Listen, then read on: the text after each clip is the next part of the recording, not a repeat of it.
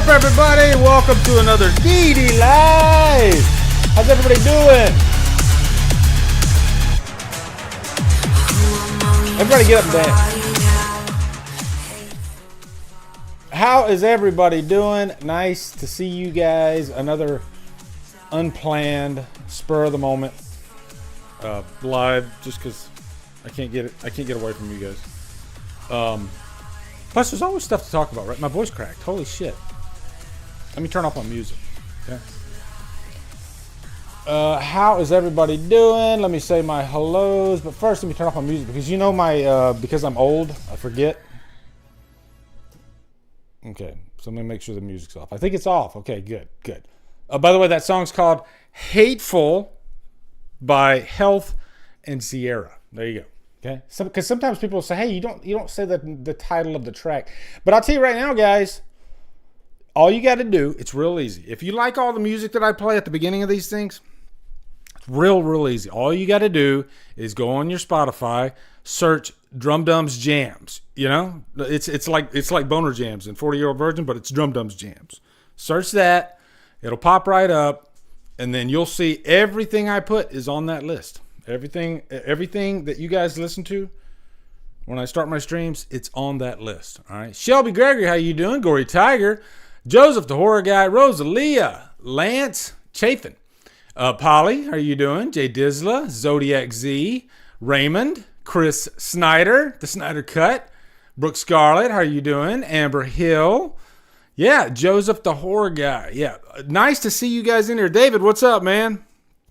Do a DDLive with music. It would be awesome. I have done that once or twice before where we just talked about music. And I think the only time I did it was when I kind of went through my own musical journey. And to go through my musical journey. Hey, Shotgun Messiah, Scott Coaster. Hell yeah, man. You get points in my book. I actually shared Shotgun Messiah when I was doing that. By the way, speaking of Shotgun Messiah, see, you got me... on a rant here. Here we go. It's not a rant here, though. Hold on. Speaking of Shotgun Messiah.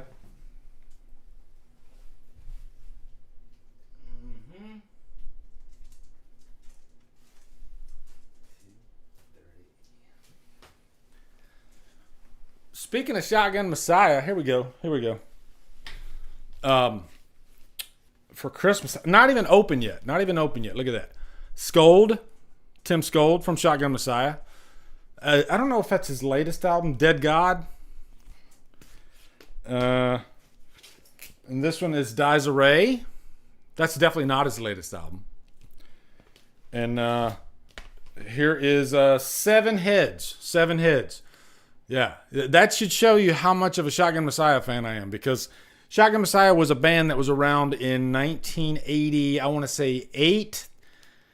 Swedish band, and their last album was in, I think, 92, when pretty much that type of music was over with, and we went grunge. Everything was grunge, and but it's hard. You can't really put Shotgun Messiah in that category of like hair bands. Although their first album, if you look at that video, yeah, they look like a hair band, but there's so much more to their music than that, and they only did 3 albums, and all 3 albums sound completely different. And their last album is it's more industrial sounding, and it's not the first, but it's one of, like, they were pioneers of industrial music. So Tim Scold's he's still making music to this day. So I think he's a musical genius. I really do. Great music too. What's the last movie that you guys bought? Slaughterland Podcast. What's up, guys? How you doing? Darren, nice to see you. I just got this in the mail literally like an hour and a half ago. Look at that, guys. Jesus, look at that. Wow, that's insane. At first, I thought it was the original. I saw it on Blu-ray.com. I was like, oh, Arrow release for Last House on the Left, but I have the Arrow release. Matter of fact, somewhere up here. Yeah, here it is.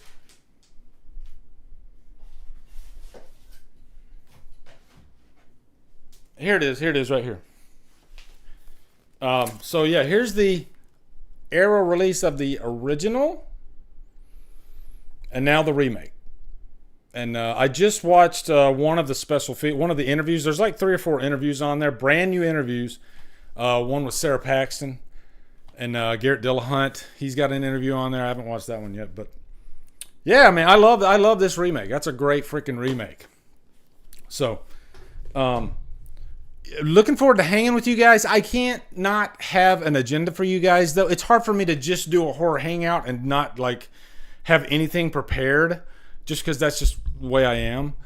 And I thought, you know what? Why not talk about guilty pleasure horror? That's one that I haven't talked about. I already got 11 movies teed up for you guys. All right. Jeff Neal got the Oppenheimer 4K. Last movie bought Beetlejuice. Trina, nice. When's that sequel coming out? Guitarist Dog says, Lee, are you a Kenny G fan? It's hard to call myself a fan. I mean, I only know like the one hit, I think, but you know, he's unique. He what's the name of that flute or whatever it is that he plays? Yeah, Jason, what's up, brother? He says, what's the other guy from last week? Bring him back. I have no idea. I don't know who that is.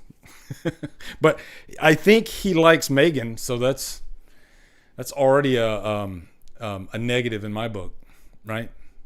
Dave Vanderhoff, what's up, man? Skin, is that the last movie you got?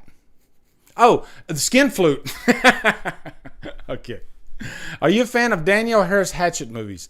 I watched the first Hatchet and yeah, it's okay. And then I got through about, I want to say like maybe 15 minutes of the second one, and I couldn't do it. I do need to go back and watch. I haven't reviewed any of those, so I do need to go back and watch them again. But yeah, let me get this super chat.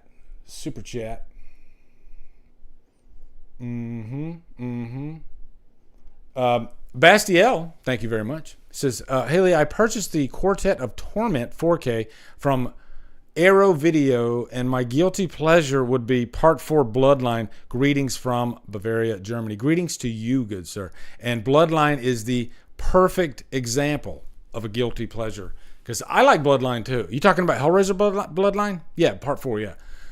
Yeah, I like Hellraiser Bloodline. It's one of those that it's grown on me, actually. Some interesting ideas, and I would love to actually see the intended director's cut. I don't think that was ever released, right, guys? But yeah, I would love to see that. Guilty pleasures. We're not going to jump into it right now, but I literally said I want to do guilty pleasures, and within 5 minutes, already had 11 movies picked. You know, and I don't even believe in the term guilty pleasure, but I can give you a movie that would be considered a guilty pleasure, and I guess the way I define a guilty pleasure is I know it's a quote-unquote bad movie, but I enjoy the hell out of it. You know, like Zombievers, right? Zombievers, perfect example. The Feast movies, yeah, perfect examples of guilty pleasures, for sure.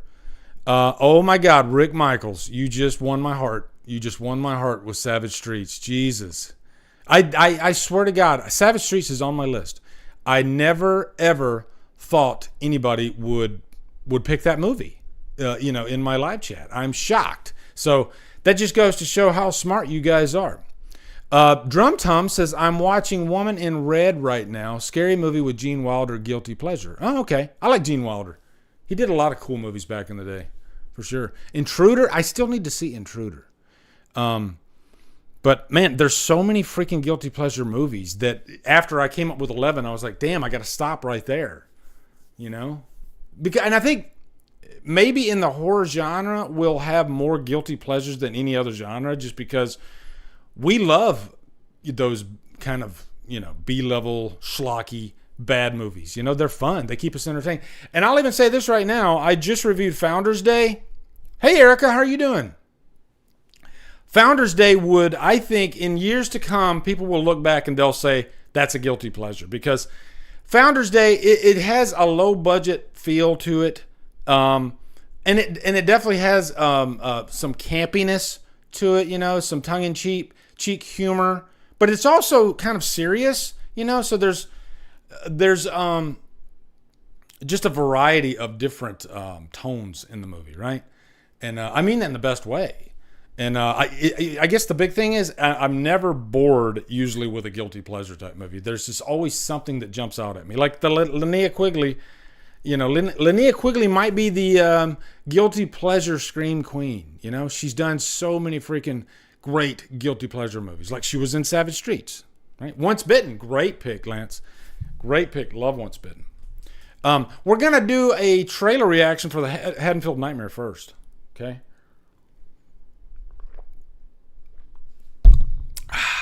Ooh, I'm looking at a guilty pleasure right now in my collection. I'm looking at it. I'm not going to show it to you, though. Have you guys watched the trailer yet? I haven't watched it yet, okay? I did see Braden did post it on Facebook, and I saw some of the comments, and he was getting some nice, positive comments. So I'm looking forward to watching that. I got funnies tonight for you guys, too. Do you guys want... We'll do the trailer reaction first, and after that, do you want to dive into some funnies? Let me know, all right? I'm giving you the power. We got a full show, a jam-packed show for you guys. Oh, that's sweet. Erica says that we're her guilty pleasure. That's right. Yeah. Okay, you know what? Give me a minute. Let me set up for this trailer, okay? Hold on just a sec, guys. If you need to take a pee break real quick, it'll take me like maybe a minute to do this. Hold on.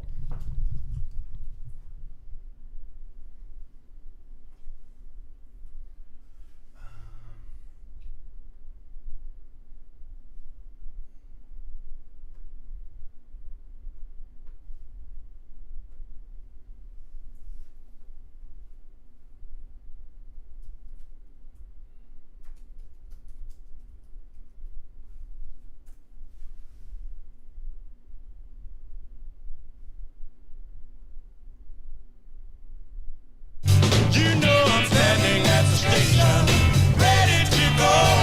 Oh, big old.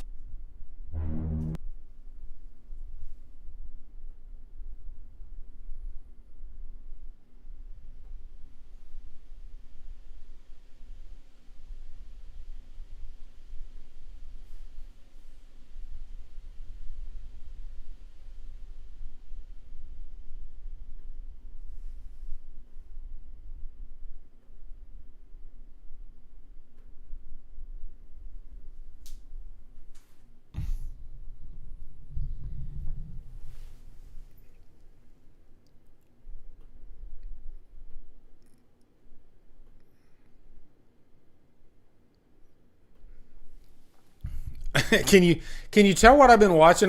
James Hetfield, Metallica Whiplash. Earlier today, I was watching a Van Halen, a concert from 1982. I like digging back and looking for those old concerts, from like the early 80s. Like there's like a Motley Crue one from, like 83. It's cool to go back. But man, David Lee Roth was the man. He was the man back in the day. Jesus. He's talking about critics. Critics, they're bashing Van Halen and they don't like us. And to that critic, he's somewhere out there, but I'm right here. I'm on stage, is what he was saying. And I only have one thing to say to those critics of my music. Fuck you. Look it up. It's Van Halen 1982, and it opens up weirdly with David Lee Roth playing the guitar. Because I see a blonde-haired, David Lee Roth had beautiful blonde hair back in the day, but he comes out with like his guitar. And at first I was like, is that Eddie? But Eddie doesn't have blonde hair. And then sure enough, it was the first time I've ever seen David Lee Roth play the guitar. He looked like he was struggling, but I don't know how good he was. But I mean, can you imagine being in that band and, playing guitar alongside Eddie Van Halen? Oh my God, that would be pretty intimidating. So, yeah. So, if you guys remember, Braden had a Haddonfield Nightmare movie come out. He did a fan film. I think it was a couple years ago now. And so this is going to be, I think, part 2 of it. But I think he said this is going to be this particular movie that's coming out. It's not over. Like, I think he said This is the first of 2 more movies. And correct me if I'm wrong, okay? Again, I haven't seen the trailer yet, but I am looking forward to it, okay? So, let me do this. Let me do this, all right? Let me watch this.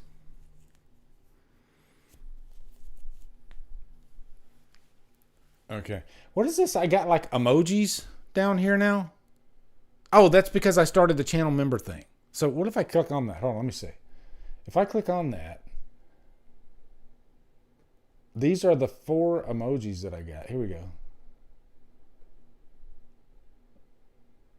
And what does that do? Is it just shows the emoji? I don't know. That's weird. And then they even have these like, what's this guy right here? What's he doing? I don't even know what that's supposed to mean. Is he spitting? I have no idea.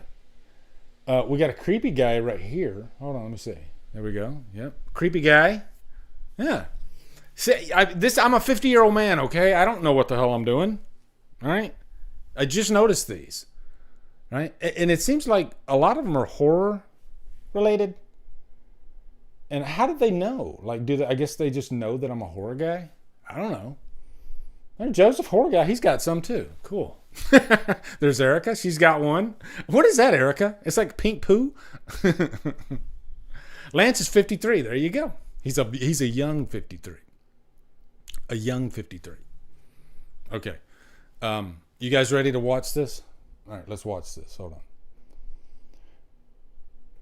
Okay, and disco.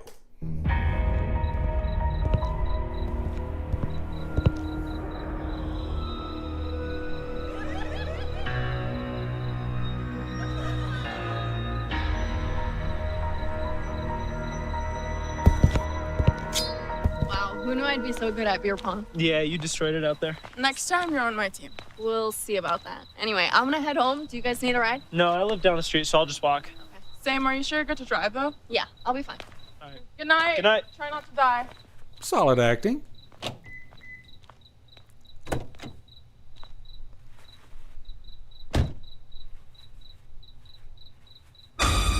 Oh, that's cool.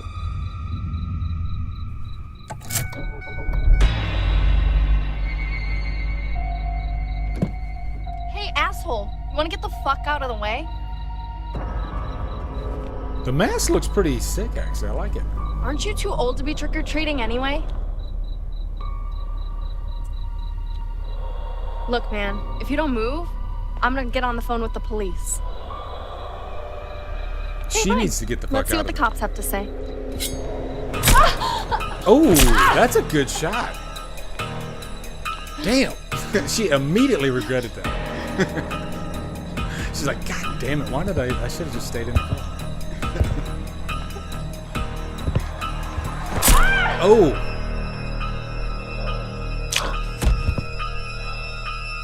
Damn. He's smashing her head too. The mask looks legit.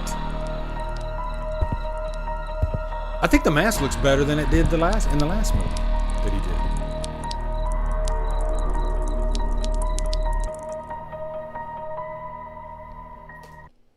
Damn.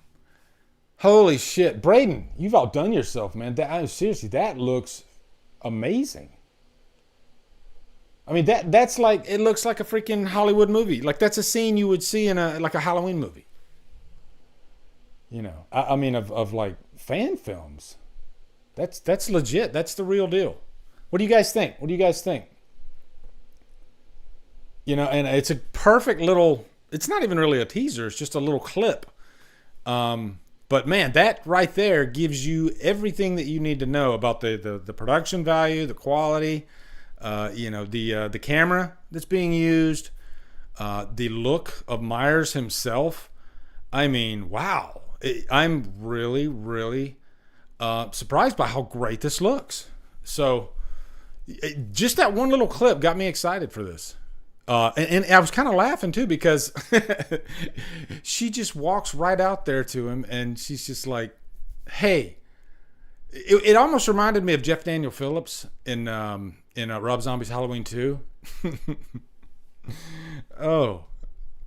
And like Jeff Daniel Phillips, he immediately regretted it. She immediately regretted it too. Maybe she's the female Jeff Daniel Phillips. But yeah, I'm 100% in, Braden. If you see this, man, I'm telling you, that was freaking great. That was freaking great. Loved it. Loved it. Loved it. Loved it. And you know what? It takes balls to put out a Halloween fan film in this day and age because there's so many of them out there. And you really got to come flexing. You got to show the audience something fresh and new and up to par, because there's a lot of fan films out there, and especially a lot of Halloween fan films. So, I mean, I'm in. I immediately want to watch that. What do you guys think? You like it? Dave says the acting was good. Megacat says Blu-ray. Mr. Lee, I have a question. Would love to do a Halloween fan film. You should do it, man. Just go for it. Go for it. Step one. Jump right into step one and see your way to the end of it. The end of that journey, and make your film. I'm sure guys like Braden can tell you this. He had been talking about doing this sequel for, I think, at least over a year ago, and it just takes a lot of preparation and a lot of drive. And you gotta stay focused, right? But that's what you get when you work hard. It looked really good. So the Indiegogo is coming, I think, beginning of February. You guys definitely want to support that. All right, you definitely want to support that, because that's good stuff right there. That's good stuff for sure. Okay. What do you guys think? You guys want to do some funnies? We can do some funnies if you want. We'll do funnies first. Brandon, what's up, man? Nice to see you. Tom Ungren. Seeing a few more people pop in here. You guys got your guilty pleasures in your back pocket? Ready to go?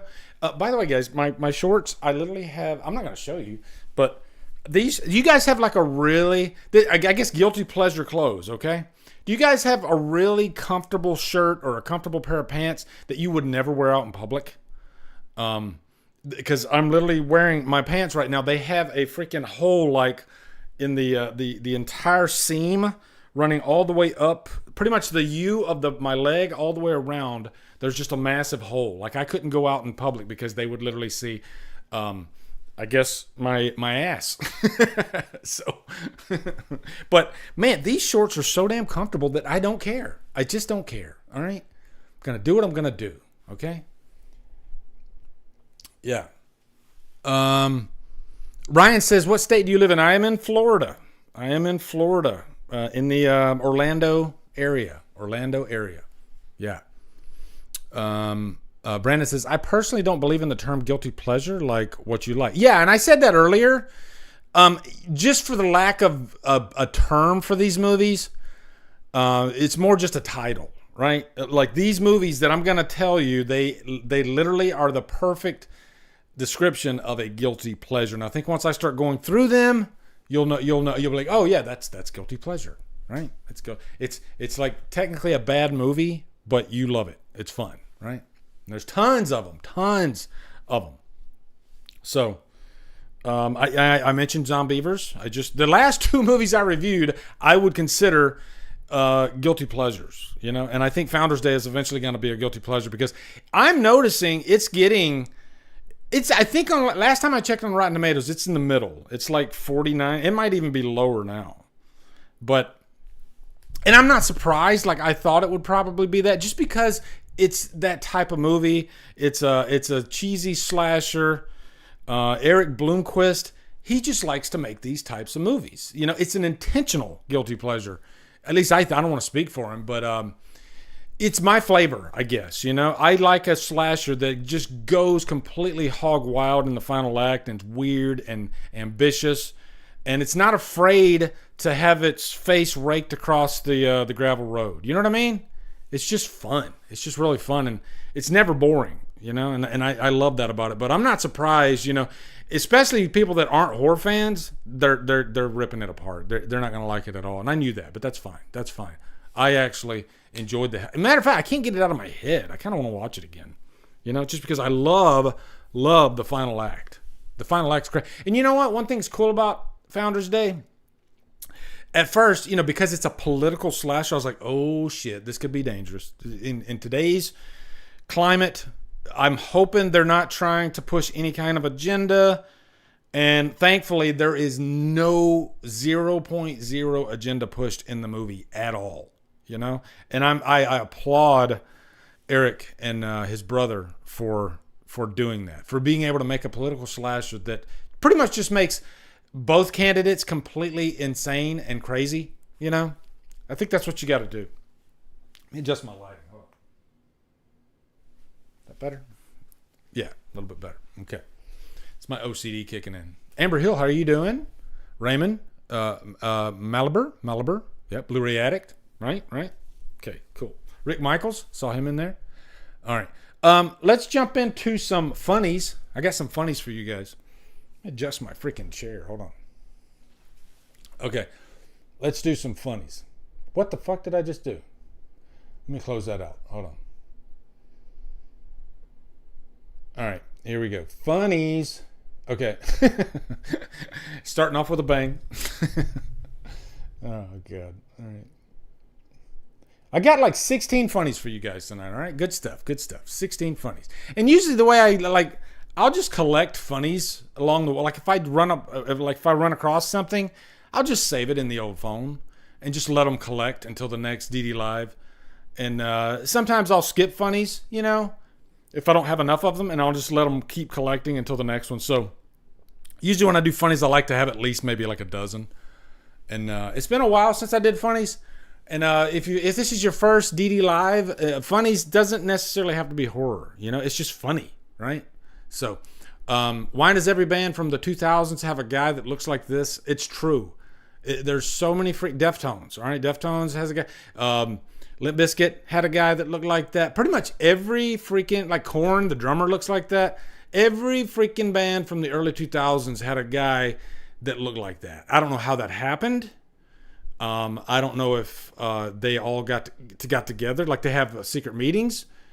Or maybe it's the same guy, maybe the same guy actually goes from band to band, but nobody knows. I don't know. But it is true. Okay.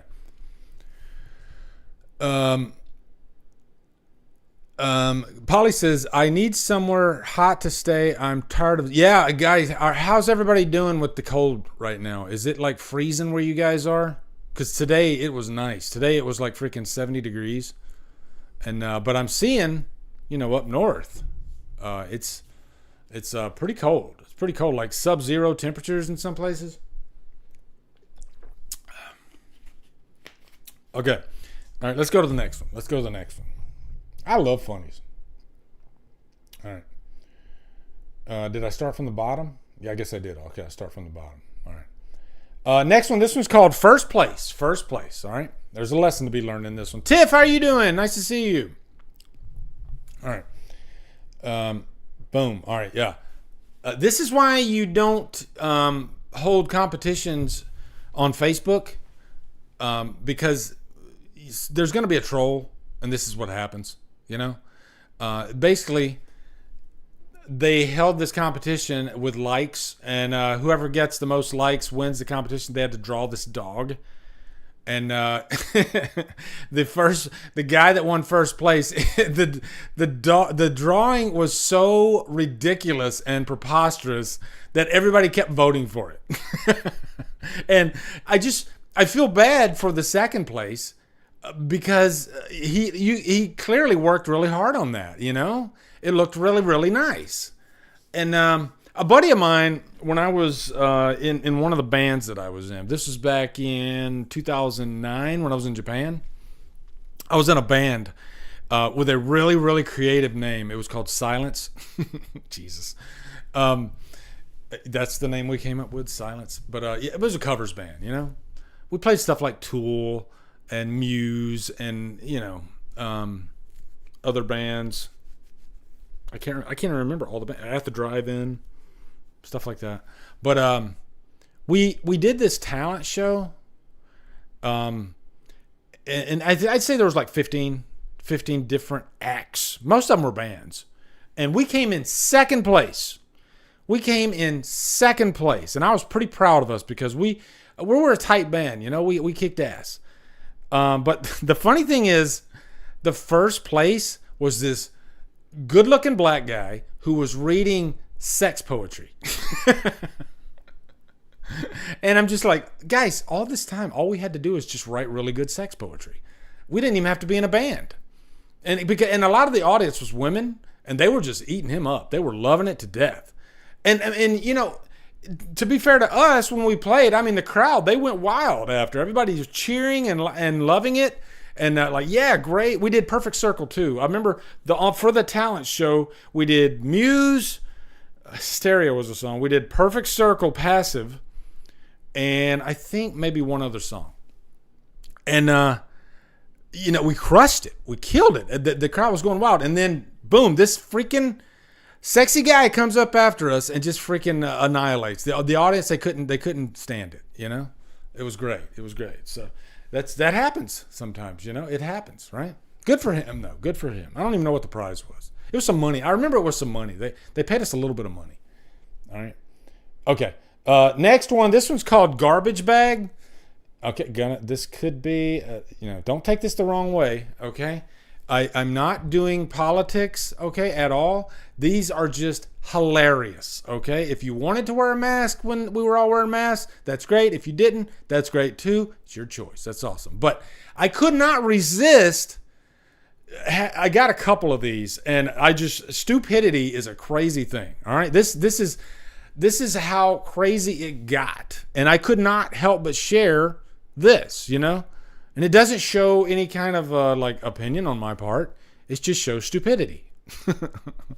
And wow, that was, I mean, to kind of unpack that, even though ironically they are packing, but that's like to go grocery shopping.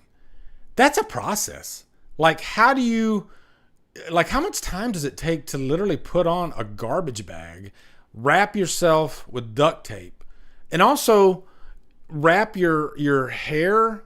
Like, I get, man, that must have taken like at least half an hour just to do.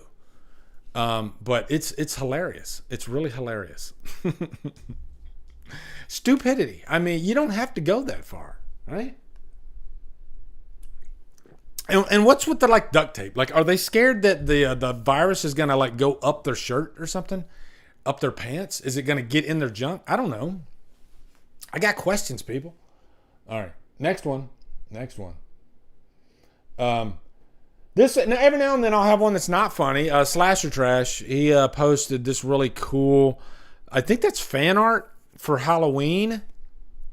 And like maybe like the TV series that could be coming eventually. That's kind of a cool poster. Although that does look like James Jude Courtney, his body style. That's definitely his body style. It's pretty cool, though. Okay, this next one is called, I like reading you the title before I give it to you, Johnny Carson style. So this next one is, I Can Almost Make It to the Bathroom. Okay?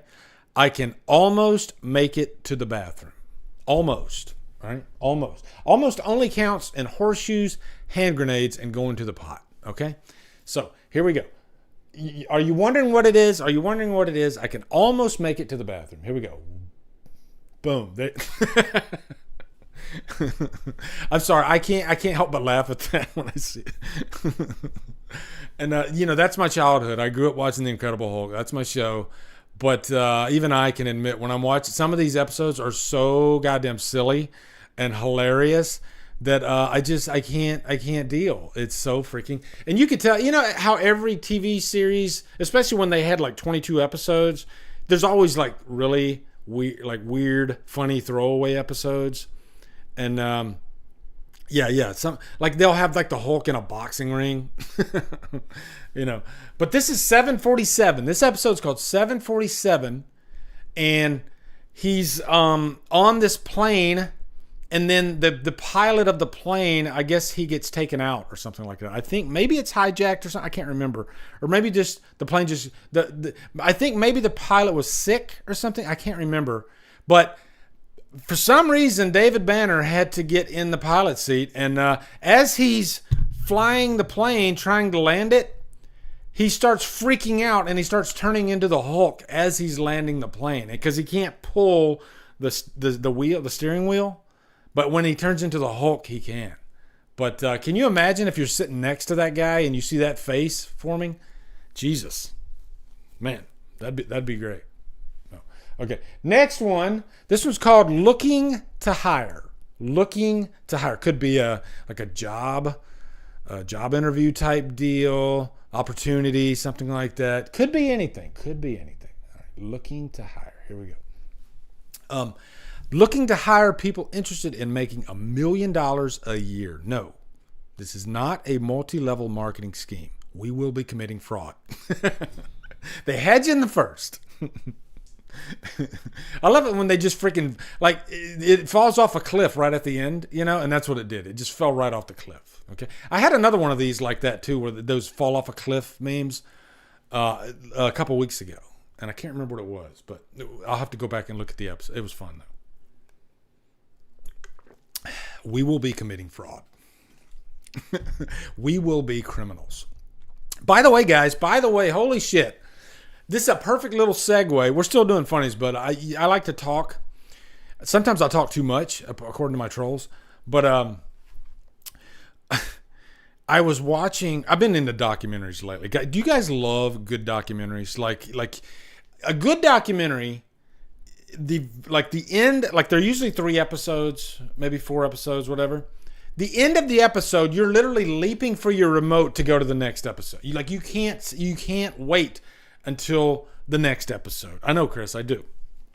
And there's a new one that just came on called American Nightmare on Netflix. Brand new. Just came this last Wednesday. Man, I have never finished that documentary is 3 hours and I finished it in 27 minutes. I don't know how that happened, but I could not stop watching it. It was enthralling. Real life, this is what I've realized. Real life is more interesting than movies, okay? Because there are so many insane, crazy stories that happen out there in real life because there's so many crazy people in this world. But I guess just to set it up for you without spoiling, because I want you guys to watch this documentary. It's insane. This couple, young couple, let's say they're in their maybe early 30s, late 20s, something like that. They're not married. They're boyfriend and girlfriend. And middle of the night, 2:00 in the morning, this dude freaking shows up, puts a laser right in their eyeballs, waking them up. And he tells the boyfriend to lie down face first on the mattress on the bed, and then he kidnaps his girlfriend, and then he takes her away. And the whole first episode, again, I'm not going to spoil it because I want you guys to see this. You will thank me. I promise you'll thank me after you watch this. And even the trailer's kind of set up to where you question, did the girlfriend set this whole thing up? Because what I will tell you is, and it's established early on, is there was a fight. They had a fight right before this, and there was some cheating involved. Text messages, okay? He was getting some text messages from his ex-girlfriend that he was hiding from her, all right? And they had a fight about that. So after this happens, and the guy drugs him, so he's pretty much knocked out for like 12 hours. So then he calls 911 as soon as he wakes up. He goes to the police station, thinking they're going to, this is the people that are there to help me, right? They interrogate him for 18 hours, pretty much pinning it on him. And not only that, they don't even try to look for the real kidnapper. They as soon as he walks in there, they automatically assume that, he killed her. Just because the story is kind of weird and they just had a fight. But that's all I'm going to say, all right? And if you think that's as crazy as it gets, trust me. Holy shit. It gets insane, all right? But the lesson in this whole thing that I got is, I need to tell you guys this, all right? Don't trust law enforcement. If they're protecting you, like somebody's attacking you, yeah, that's one thing. But if you're going to them for help and if they want to put you in an interrogation room, get a lawyer. Have a lawyer there. With no questions, just don't even think about it. Just say, you know what? Just to protect myself, I'm going to get a lawyer, because you might be looked at for murder and you don't even know it. And that's the message that I got from this documentary. But it was enthralling. American Nightmare, can't recommend it enough. Wow, so good. Another one that I started watching was The Curious Case of Natalia Grace. And she is a little person who has dwarfism. And let me just say, it's kind of like Orphan. Remember the movie Orphan? It's sort of like that. And another really enthralling. I've only watched the first episode, but definitely going to be watching more of that tonight. Okay? Really good. So, yeah, I know I talk too long about documentaries, but I get passionate about documentaries. I do love them. I love them. What do they call it in South Park? Informative murder porn? Yeah, that's it. The more murder, the more kidnapping, the more insanity, the better, right, guys? That's what we like about our documentaries. We want it to just, because it just makes us feel safe in our own little worlds, right? Because there's just some crazy, crazy stuff going on out there. Lock your doors too, guys, okay? Lock your doors. Okay. All right, next one. This is just, I don't know if this is official. Slasher Trash posted this. I don't know if that's an official poster, but I think it might be. But if it is an official poster, I think that could be a sign that we're going to start getting some promotion for, not pre-promotion, but promotion. We're going to start getting some promotion for Maxine pretty soon. I'm thinking. If that's an official poster, then yeah. And I got a feeling it's one of those marketing campaigns where they're going to slip it on us. It's not going to be trailer's going to be dropping next Tuesday. I think they're just going to drop it. It's going to be one of those type deals. Okay. So yeah, this next one's called MJ. Could be Michael Jackson. It could be Spider-Man. There you go. Spider-Man. There's been 4 MJs, live action MJs. Well, actually she was, the one on the left was not MJ at the top left. I made chocolate cake and cookies for Peter to make him happy. And then Zendaya says, I helped Peter to catch villains who came from other universes. And then you got the Emma Stone version, Gwen. That's not MJ either, sorry. I helped Peter to stop a human lizard thing and a blue electric guy. And then you got Kirsten Dunst saying, you guys are helping Peter? Because she didn't do jack shit for Peter, like 3 movies. He had to save her every single time too. You notice that? Like that, there's got to be a better way, right? I mean, we gotta lock her up or something, because every freaking villain that comes after Spider-Man, the first thing they do, they snatch MJ. Yeah. Let me adjust my freaking. Hey, Levi.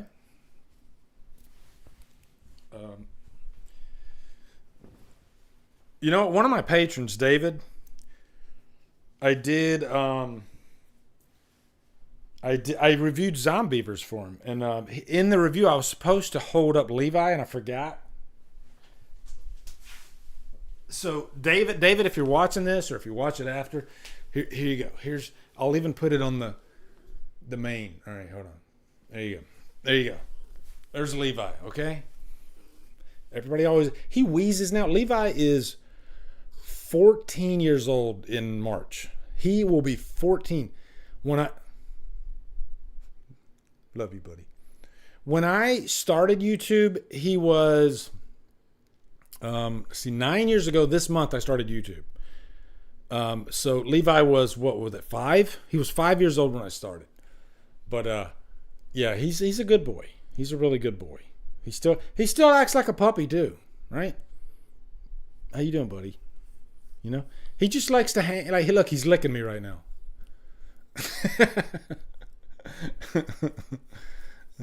You licking me, buddy? Yeah. He does this thing where he stares at you in your face. That's how he greets you. He doesn't lick you. He just likes to, hey, Levi, look. See, he won't do it now, but you saw it just a minute ago. When you first pick him up, he'll look at you right in the face. but he won't do it now. He's kind of shy. But say hi, Levi. Yeah. Love you to death, buddy. That's my guy. Okay. All right. Now we can go back. Okay. So, David, if you see that after the fact, that's for you. Okay? Yeah, he is a sweet boy. Yeah. And one thing about Levi is his fur is so comfortable. It's like laying on a pillow.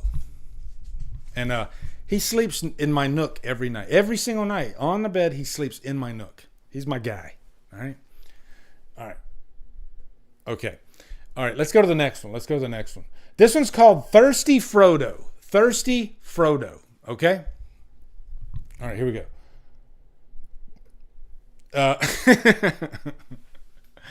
Any Lord of the Rings fans in the house? Sam says, take mine. There's a few drops left. And Frodo's like pouring it on his chest. I always thought that too. I'm like, damn, he's literally drinking all of Sam's water. You know? Yeah. David, there you go. Yeah. Yeah, you're welcome, David. You're welcome. Hey, are you guys like, I think there's two types of Lord of the Rings viewers. There's people that don't like it, they don't get it, they find it boring, and then there's people that are obsessed with it like me. Like I watch Lord of the Rings every year, all of it, the extended editions. I don't watch The Hobbit that often, that trilogy. It's just that's the definition of bloated. All right, I agree, that's bloated, but the Lord of the Rings trilogy is perfection. All right. Brandon says, I have an idea for possible merch. Best troll comments as quotes. I've actually thought about doing that, putting like troll. Like, for instance, I would put I talk too much on my shirt, you know. But that's kind of like Sean Chandler's. His says I talk about movies too much. So that would be too much like his. But yeah, I could take like a troll comment and put it on my shirt. That would actually be kind of funny, you know. Like lay off the hair dye. I could put that, like, quote, lay off the hair dye. That could be funny, right? All right. Let's go to the next one. Man, I'm having fun with you guys. All right, this is called Toddler Dare. I'm telling you, I get in a think tank when I'm coming up with these titles, okay, guys? All right, Toddler Dare. Here we go. Hear me out. A game show where a toddler has to choose between $1 million cash or a big basket filled with $50 worth of toys, and in the corner of the TV, you can see their parents in a locked, soundproof room watching from a screen and screaming the whole time. Would that be torture? Because, guys, what do you think that toddler is going to do? Is he going to go to the $50 worth of toys, or is he going to go to the suitcase with $1 million? You know, unless he's trained and coached from birth, he's probably going to go for the toys. But doesn't that sound like one of those Japanese game shows? Do you guys ever watch those? The Japanese game shows are the best. Holy crap. They do some crazy shit. Like, I saw one, and I don't even know like what the end goal for the game shows are, but there was one where an unsuspecting contestant, because he doesn't know he's a contestant, I guess. It's more of a practical joke, but he goes, it's like in the winter, it's snow on the ground, everything, and there's this cabin, and he goes into the cabin to use the bathroom, and he's sitting on the toilet, you know, going number 2, and then they yank the entire cabin away, so he's literally going number poo on a toilet out in the snow. And I'm like, is this a game show? Like is there a prize? Or do they just like, you know, it's hilarious. It's like something like Mr. Beast would probably do, you know? Real quick, here is upcoming horror.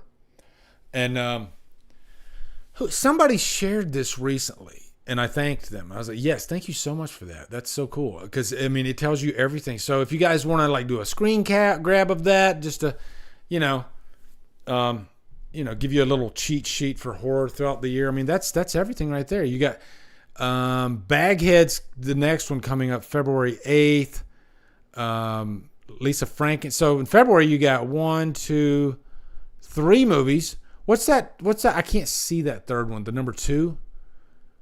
Can you guys tell me what that is for February 16th? I can't read that. My eyes.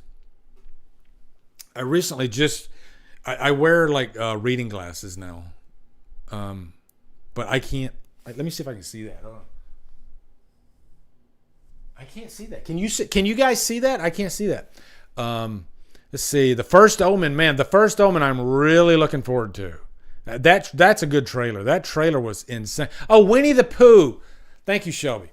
Winnie the Pooh. Yeah, Winnie the Pooh 2. I didn't see the first one. Is the first one worth watching, guys? Like, is it a guilty pleasure movie or is it just horrible? David, Founders Day. Yeah, it's not on VOD. It's only in theaters right now. And I from what I'm hearing, it's like select theaters. So if you live in like a big city type deal, like in Orlando, I'm sure it's probably playing. I had a screener for it, but from what I'm hearing, if you're in like a big city like Chicago or New York or Orlando, you shouldn't have any problem finding it. If you're in a smaller city, you might have some trouble. But yeah. Is Erica talking about Winnie the Pooh? Pretty meh. Yeah, I just don't have a desire to watch it. You know. What is Speak No Evil? I don't even remember Speak No Evil. Like a trailer for that or anything? I don't even know what that is. The Watchers looks good. I'm interested in that just because it's M. Night Shyamalan's daughter. Saw 11 comes out September 24th. Maxine to be announced. So yeah, all the to be announced is at the bottom. I'm guessing Maxine. I'm thinking summertime frame. I don't know why. I just feel like it's going to be summer. Maybe early summer, late spring. Yeah. Because X was in February, I believe. So yeah. Alien Romulus. That one is August 16th. Oh, I can't wait for that. I have a feeling Alien Romulus is going to be good. I have a feeling it's going to be really good. That franchise does not let me down. I'm really looking forward to it. Okay. All right. Did you guys get to screen cap it? All right. I'm moving on. This one's called What Band? What band? I'm going to show you a picture, and you tell me what band this is. Actually, did you guys hear about the Sleep Token crazy shit that just happened? I don't know if you follow the rock channels and whatnot, but I guess somebody like leaked the birth certificate and like address and personal information of the bassist for Sleep Token. And so then they went and deleted everything off of their Instagram. And the bassist, 3, he actually just deleted his account altogether. So I think Vessel deleted his account too. So now there's just like 2 and 4 are the ones that actually have Instagram accounts. If you don't know what I'm talking about, Sleep Token, they don't, like, nobody supposedly knows their actual names, although you can find it on the internet if you want. But the band themselves, they go by Vessel, who's the singer, and then the rest of the band is 2, 3, and 4. So it's a cool gimmick, but they got the music to back it up. But yeah, after that, people were wondering, like, because they deleted everything off their Instagram, and they stated that nothing lasts forever. That was the quote on there, and people were starting to wonder if Sleep Token's over. If they're, they had the highest, the most listened to album on Spotify, rock album of last year, would Take Me Back to Eden, and I probably provided half of those listens. I can't get enough of that album, so. But yeah, so this next one, upcoming, this is the new mask that Sleep Token used right here. We're circling back. Okay, this is more of these idiots. Again, no judgment. If you wanted to wear a mask back then, that's great, and if you didn't, that's great too. Okay, I'm just pointing out when it gets really stupid. Okay, really, really stupid. These people, they literally cut the bottoms of water jugs and put them on their heads. Okay, they put them on their heads, and I'm hoping they had like little holes all around in the front so they could breathe, because otherwise they might like suffocate. I don't know, but you can't make this shit up. That's why I was telling you, real life is much more interesting than actual movies. All right. Breaking Bad, yeah, they could make meth if they wanted to. But what's funny is I bet you at least 3 out of 4 of them got COVID anyway, right?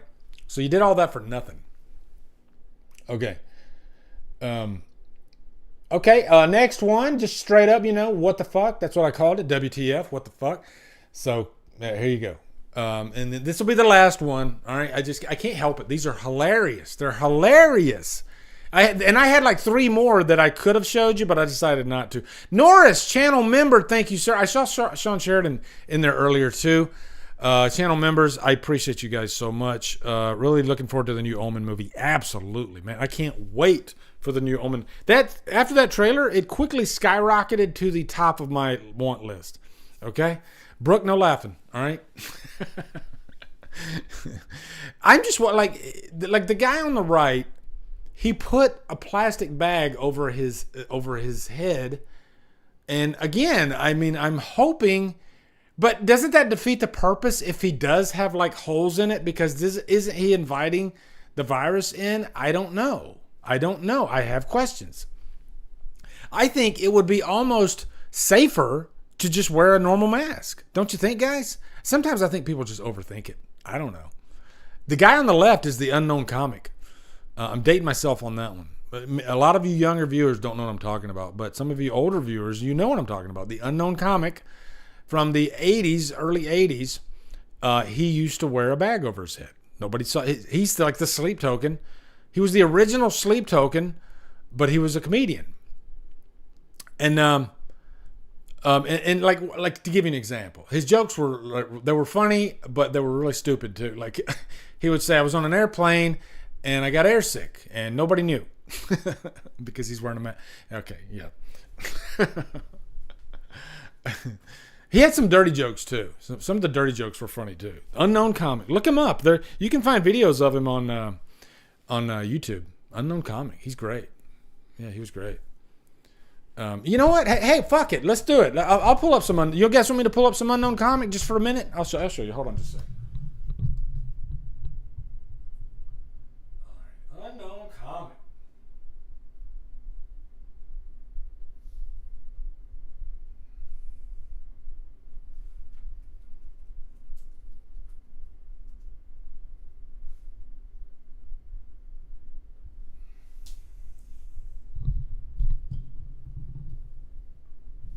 All right, here we go. This was on the Gong Show, okay? With Asana, you have insight into all your work. It's easy to monitor. Let me get set up. Here we go. Hold on. I want to enjoy this too, all right? This is going to be fun for all of us, okay? You're going to get a taste of the unknown comic. Early 80s. I used to watch the Gong Show when I was a kid. Okay, let me pull it up over here. Their news. Yeah, here we go. Okay, you guys are in for a treat. All right, don't leave. Hang around. I'm telling you, you're in for a treat. This is great. No, Erica, the connection did not freeze. You guys can still hear me, right? Okay, here we go. All right, this is good.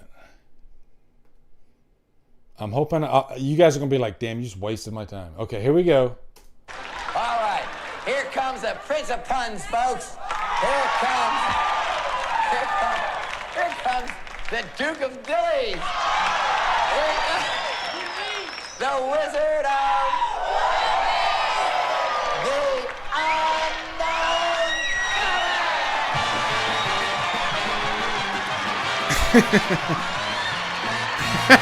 There he is. Unknown comic, baby.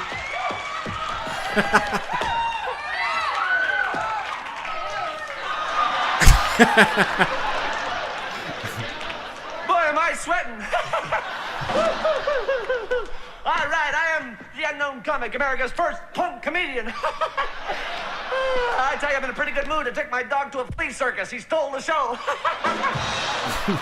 right, time now. I've been working on some more impressions. This is my impression of that favorite game show, Hollywood Squares.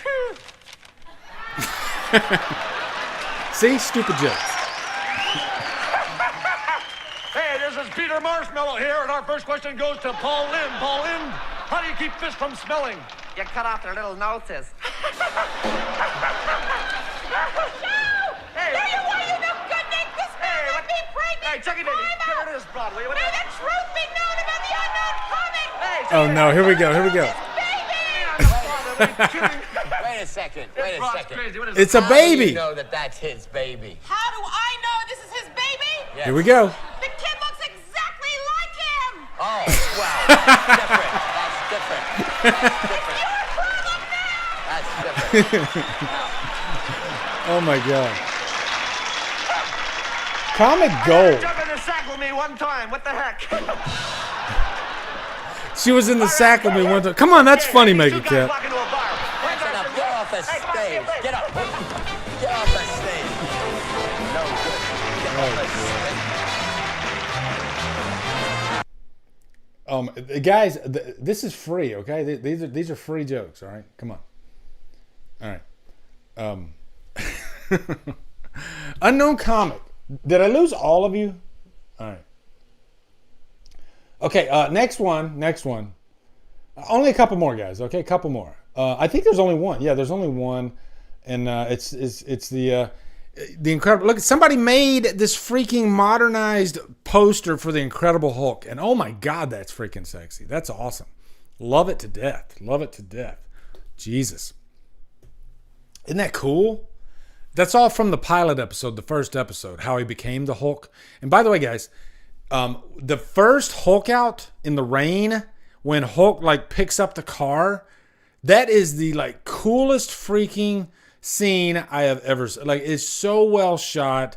When Bill Bixby's like, he's trying to like fix the tire, and the rain's on him, and his eyes are all white and everything, and he's changing. Oh man, what a freaking scene! What a scene! What a scene! Love it, love it.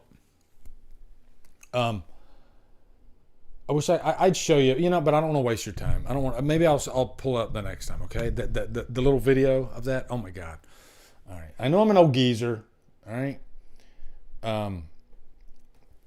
Yeah, I'm having a blast with you guys. Do you guys want to do? Do you want to do guilty pleasures? Are you ready for guilty pleasures? It's all downhill from the Unknown comic, all right, guys. That shit was funny. All right, I loved it. He had a child, the unknown child, right? It reminded me of a Kiss joke.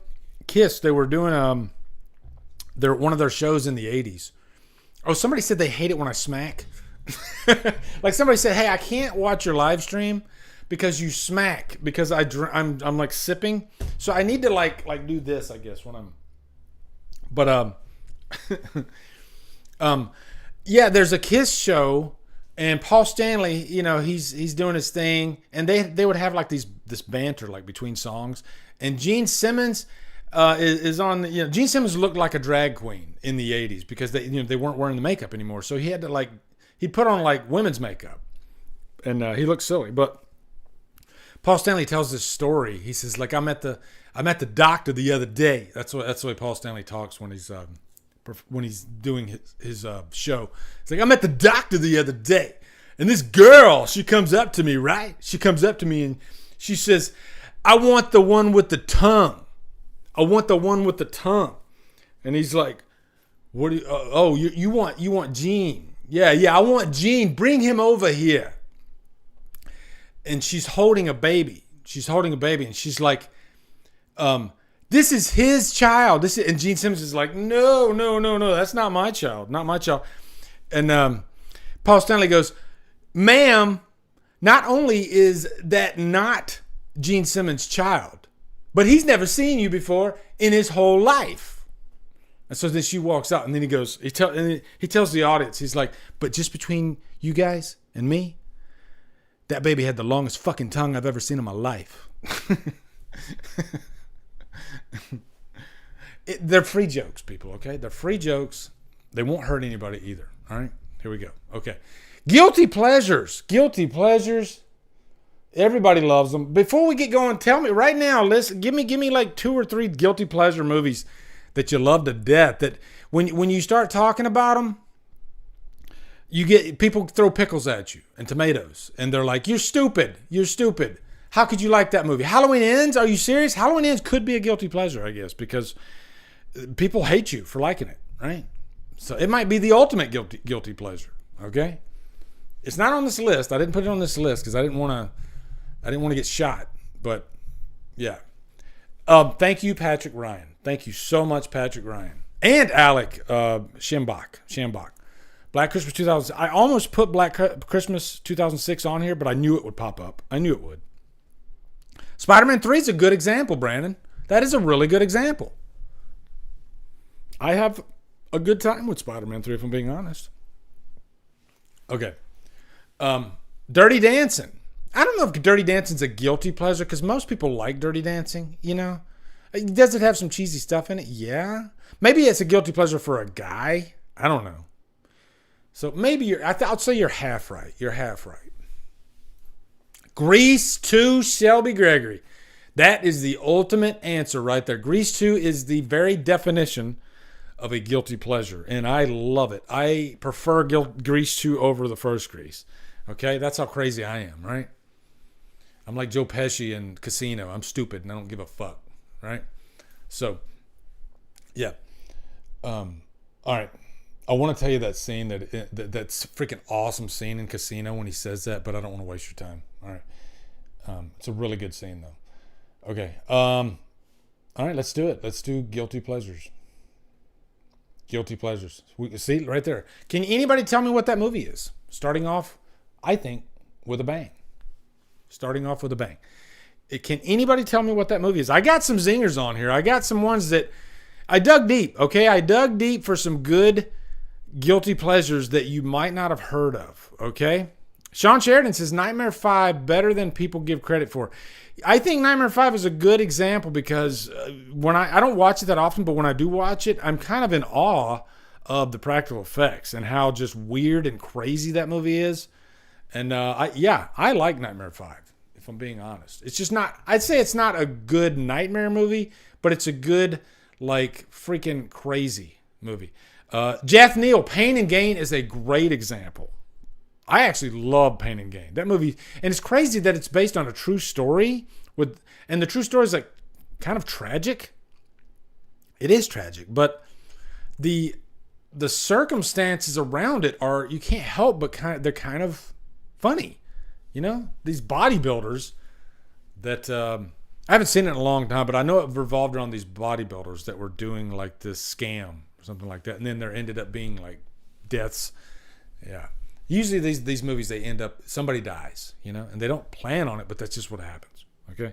So I haven't seen anybody mention it yet, so I'll go ahead and tell you. That movie is All Cheerleaders Die. All Cheerleaders Die. Guys, every now and then a Walmart dumpster fire can do you right. Okay. I saw the DVD for this movie at Walmart a few years ago, and it caught my eye. I thought, you know, the title caught my eye. All Cheerleaders Die. I read the synopsis, and it was kind of fun. It's got some like witchcraft in it, but it takes place in a high school with these cheerleaders, and you got these kind of bullyish type dudes.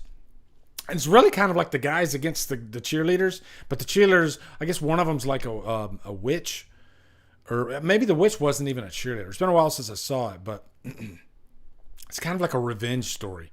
And it gets really crazy. And it's funny, too. It's really funny. But, you know, I think it's a really good horror comedy. And it's got some sexy stuff in it, too. And it's just fun. It's just really fun. All Cheerleaders Die. Okay? And nobody ever talks about it, but it's definitely a guilty pleasure type movie. All right? The Visit. Yeah, I guess The Visit could count for a guilty pleasure. Vinny says Spider-Man 3 is a masterpiece. Pump the brakes, Vinny. Pump the brakes. Okay. I enjoy it, though. I do enjoy it. Okay. Napoleon Dynamite. There you go. Napoleon Dynamite was kind of a cultural phenomenon when it came out, you know? Everybody was like watching it. That dance at the end. Okay. So, again, just in case you're wondering, that movie is called All Cheerleaders Die. All right, put it on your list, okay? Dave, I haven't heard of Shock 'Em Dead. All right, so let's go to the next one. Guys, by the way, these are in no particular order. It's just a list, okay? It's just a list. Me and Jason were actually just talking about this one last week, and I think it's a great guilty pleasure. It is the Child's Play remake. I think the one common denominator that people that don't like this movie, the reason they don't like it is because of the doll. They don't like anything other than Brad Dourif. And I'll admit, the doll is weird in the movie, but I think it was better to go weird than to try to copy what Brad Dourif did. Like, what do you do if you don't have Brad Dourif in that movie, right? So I was able to kind of remove my love for Brad Dourif, and I just kind of went into this as more of like an AI doll gone wrong type movie, because it's a different plot than the original Child's Play anyway. And I ended up just having a freaking blast with it. And I love how, like the scene near the end of the movie, or it's kind of like in the final act, where you got that mascot and he's wearing that big freaking ball head or whatever. And then Chucky, is his name Buddy in the movie, guys? I think it's Buddy, but then eventually they call him Chucky. I can't remember, but he like is inside the guy's suit and he like gets under his helmet thing and he stabs him in the neck. And then the guy like stumbles out, and it's just a really funny scene. It's a really bloody movie, which I like it. I have a good time with the Child's Play remake.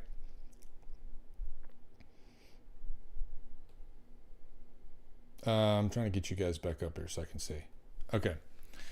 Jay Dizzla says, I enjoyed it, but I felt like they wanted us to have pity for the Chuck. Didn't get it. See, I didn't think that deep into it, Dizzla. I wasn't thinking, I want to have pity for the doll. I just kind of went into it for a good time. And, I didn't think any further than that. And I was just enjoying what was unfolding in front of me. Yeah, it's Bud. Thank you, Brandon. I think it is Buddy in the movie. And I think that's smart that they did that. They didn't call him Chucky, right? It's a Child's Play remake. It's not a Chucky remake. And even the clothes are a little different, right, than Chucky. So you can almost look at it kind of like an alternate universe. But it's a fun movie, I think. I have every time I watch it. And guys, by the way, most people never mention this, okay? But the Child's Play remake is a Christmas horror movie. There's even a kill with Christmas lights that's great. So, and I always forget that until I watch it again, and then I'm like, oh man, this movie is just filled with great Christmas atmosphere. So it's a fun Christmas horror movie, right? So yeah, all right. So next one, by the way, I have 11 of these. All right, I think I've done 2 of them. Okay, so we got 9 to go. All right, next one is Halloween 6. I think, would you guys agree, like out of all the Halloween movies, the one that would be considered a guilty pleasure, I think has to be 6. And I didn't want to put any more Halloween movies on there. I've seen other people mention Halloween 3 as a guilty pleasure, but these days, I don't think it's a guilty pleasure. I think everybody loves Halloween 3 now.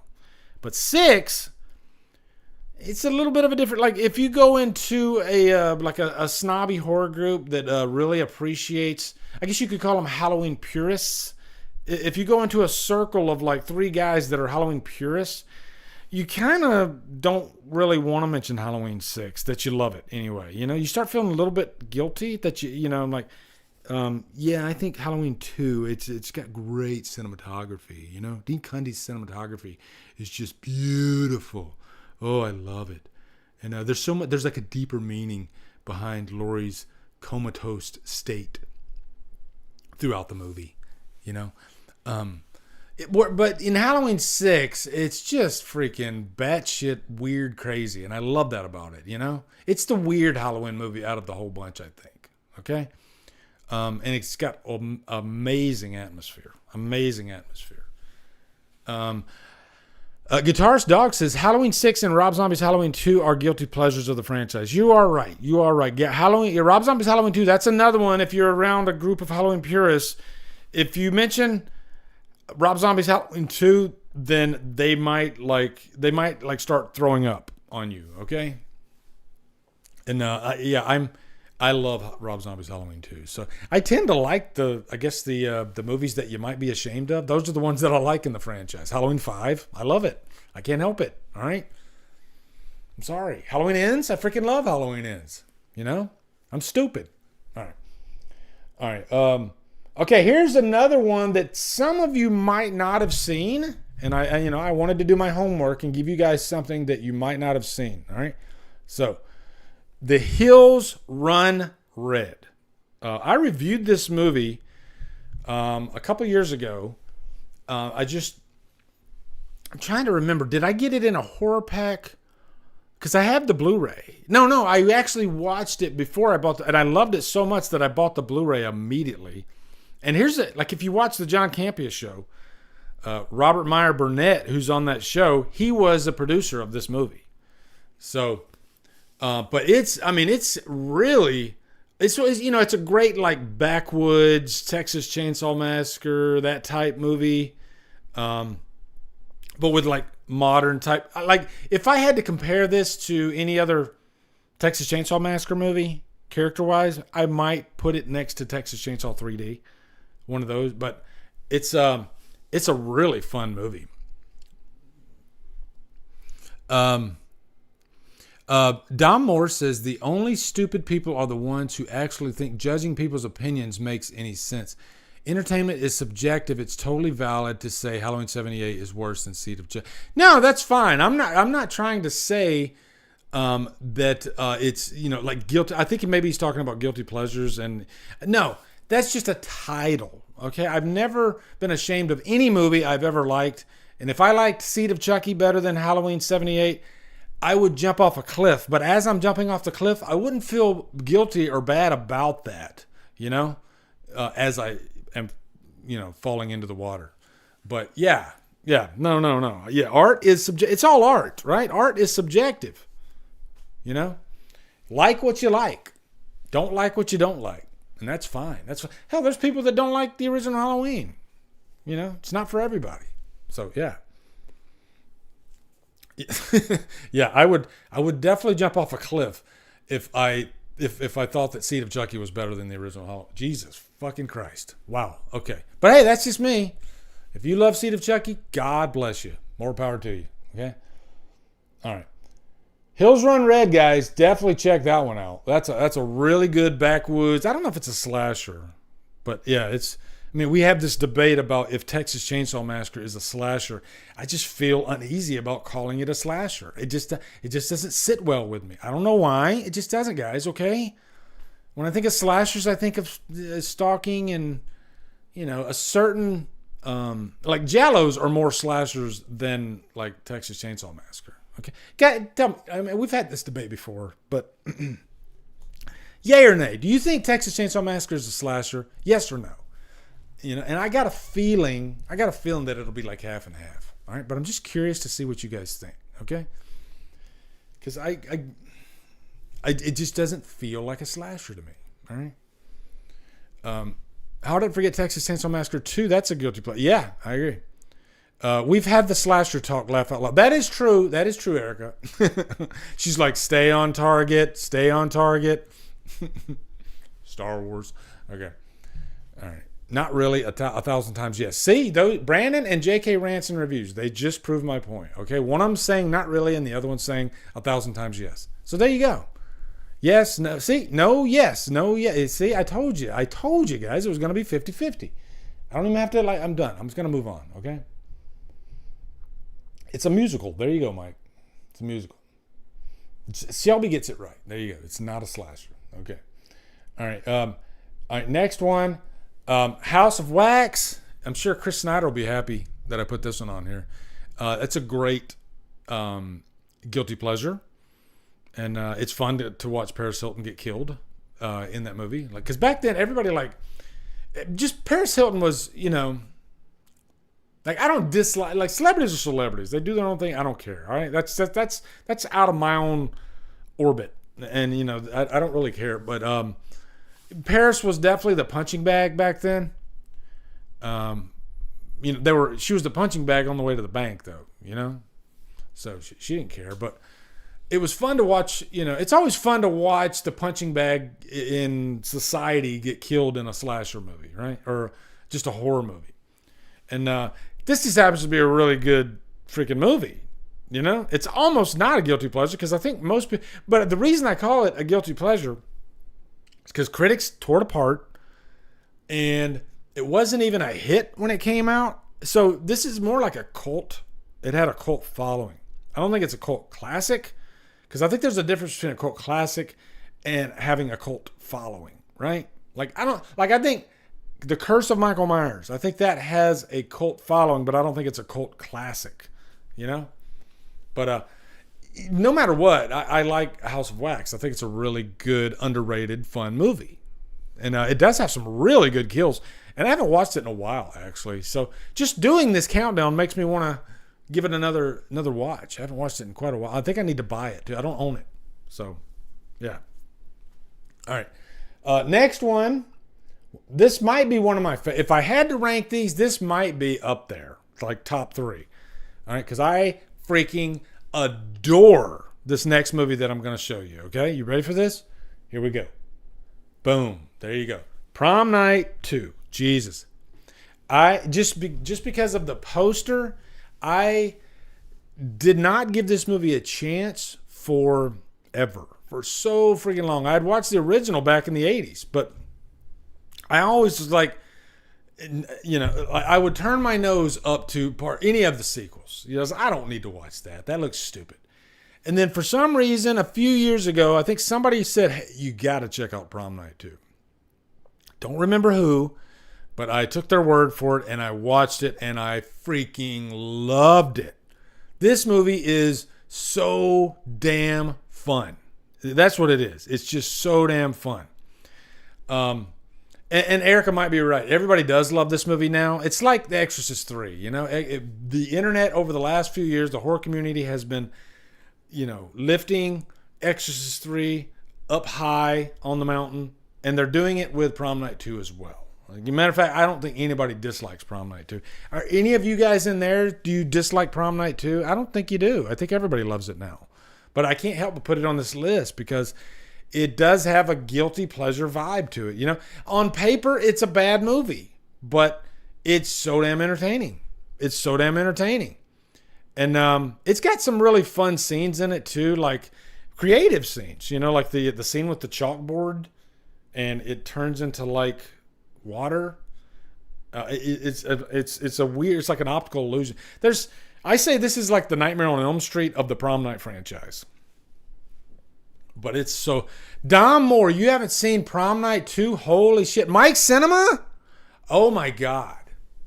Well, can I brag a little bit? Okay, let me brag a little bit. All right, I reviewed Prom Night 2 freaking 5 years ago or something like that. And a couple years went by, and then, you know, you go through, I look at my comments, you know, my new comments that pop in, and the director of this movie left a really nice comment on my review. And that shit gets me freaking so damn like over the moon and excited when I get a director of a deep cut. Like, let's put it this way. I get 10 times more excited if I get a director of a deep cut over, like, say, James Wan. I know you're like, Lee, you're full of shit. I'm not full of shit. I'm telling you. If James Wan literally left me a comment, you know, saying, hey, I really thank you for this, I'd say, yeah, that was very nice. That's cool. And I'd go about my day. But the director of freaking Prom Night 2, who I don't know where this guy is, you know, and he freaking leaves a nice comment, I was over the moon. I was just like, wow, that was the ultimate right there. You know, the deeper cut, the better. You know, it's just like when I go to horror conventions.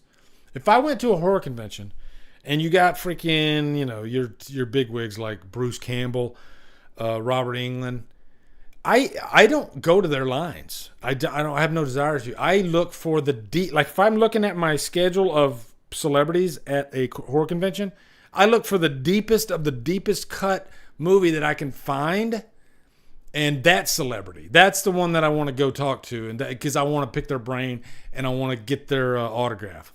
That's the one I want to go to because everybody gets Robert Englund's autograph. It's not even special anymore. But you know, to get like you know, like they had like Barbara from Night of the Living Dead at one of the ones I went to, and that's freaking cool. You know, I mean, Barbara's a big character. Everybody knows Barbara, but you know what I mean? You know, it's usually that character that has two people in their line. That's the one I want. Like Nancy from the first Halloween. Nancy Keys Loomis, Annie.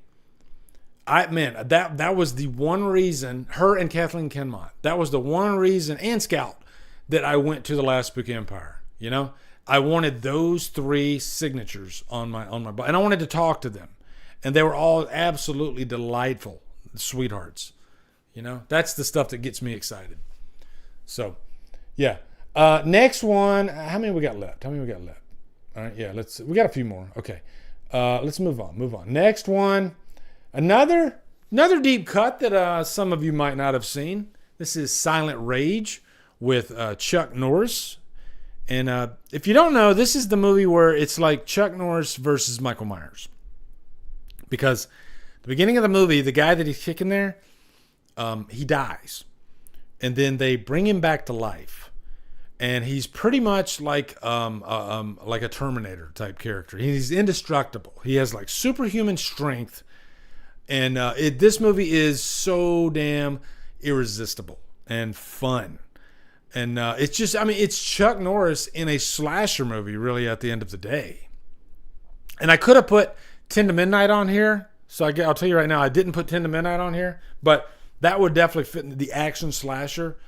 Both those movies are equally phenomenal. But this one has a really cool score, too, actually. You know, a lot of those early 80s slasher movies, they had, kind of like the Brad Fiedel score that we get in Terminator. A lot of those synth heavy scores back then, and they were really, really fun. So, say Evil Monsterism. There you go. That's why I dug deep. I didn't want to give you guys the upper crust type stuff. I knew that I would have at least like 3 or 4 that you guys had never seen. Okay. And man, here's another one. I'm telling you, I cannot recommend enough. Get it right now. Go watch it on streaming right after this if you need to. But you will thank me. You will definitely, especially if you love those early 80s type slashers. Then that's my favorite. That's my favorite era of slashers. It's early 80s. That's like the cream of the crop, the top notch. Okay. Yeah. So, Silent Rage. And what I like about this movie, too, kind of like Predator, it's a situation where you're like, how's he going to win? There's no way Chuck Norris can beat this guy.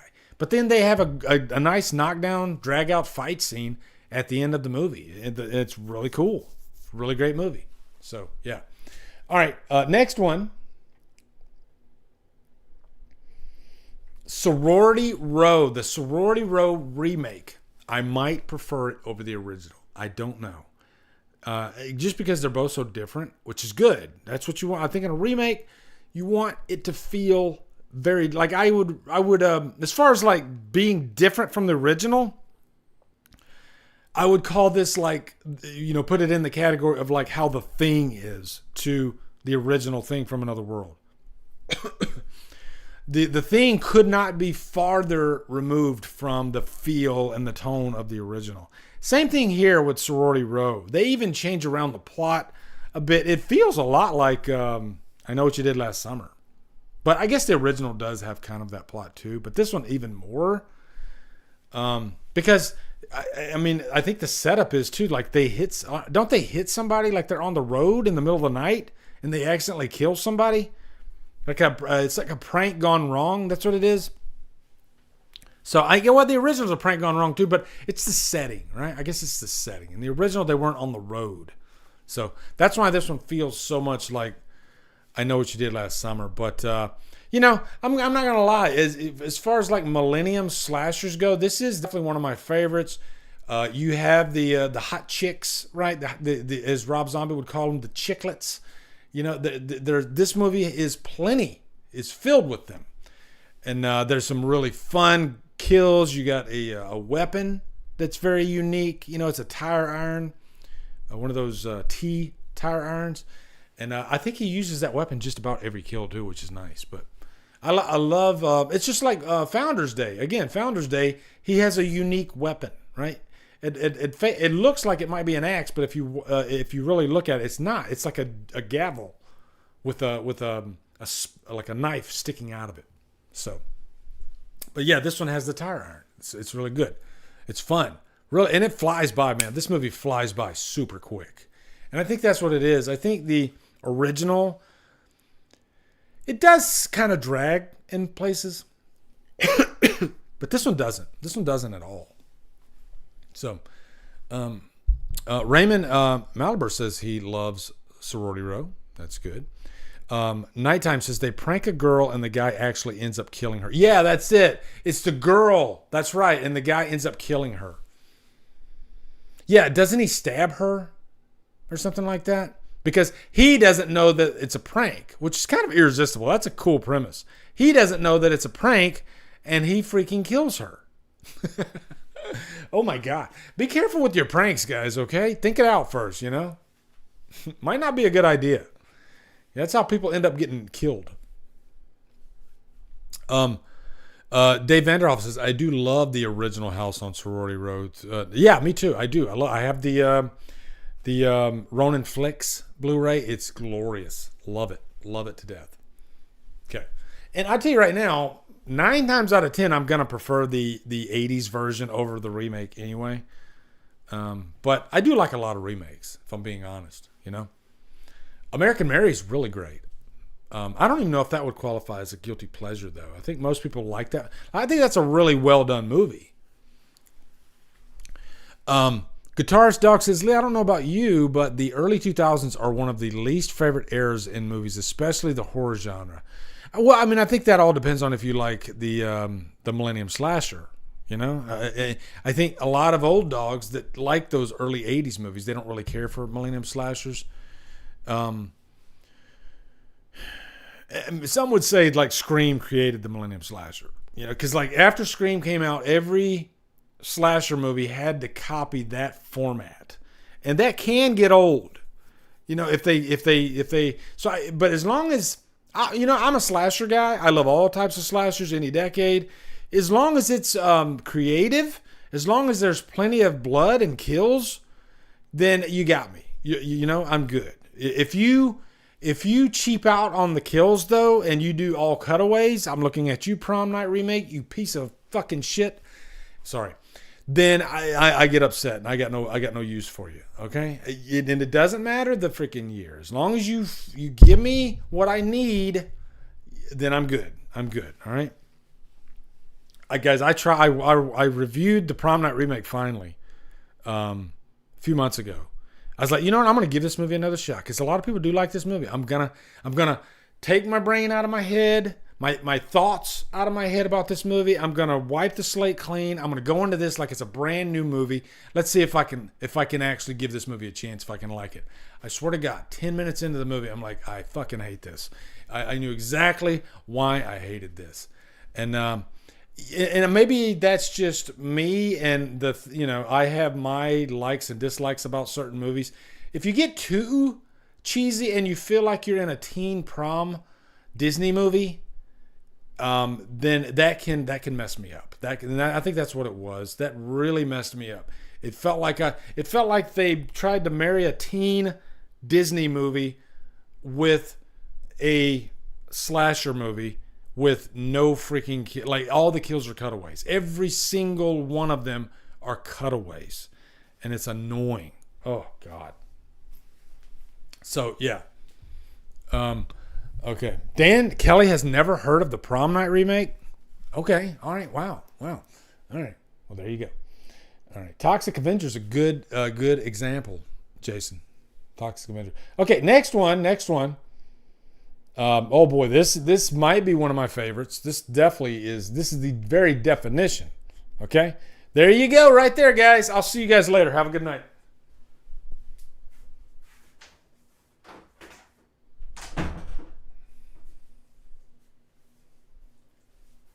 God, I love this movie. Man, I freaking love Texas Chainsaw 3D. Oh my, it's the one movie on this list that a lot of people, they hate it. They can't stand it. And I'm like, why? This is Texas Chainsaw Massacre. This is exactly what we love about Texas Chainsaw Massacre. You know? And the people were like picking on the do your thing cuz line. That line is literally exactly the type of stuff that you see in Texas Chainsaw Massacre's movies. It fits perfectly with Texas Chainsaw Massacre and the vibe of those characters. Why wouldn't you like do your thing, cuz? Oh my God. This movie is so damn fun. But do they cut away on the kills? You goddamn right they don't. They do not cut away on the kills. They show plenty of freaking kills in this movie. They get bloody as hell. I mean, just blood flying all over the place. I freaking love Texas Chainsaw Massacre 3D. And I love that line too. She's like, what does she say? She's like, "Welcome to Texas, motherfucker." The characters are fun, sexy characters and great kills. I like, maybe it's they didn't like that Leatherface and Alexandra Daddario. Maybe they didn't like that she was on his side. I don't know, but I guess I really didn't like, who is it? The Hoopers? Is it Hoopers? It's been a while since I've seen it. Hoopers and the Sawyers. Am I right on Hoopers? But it's like the lesser of two evils, right? Like the Hoopers they were horrible people. They were just horrible.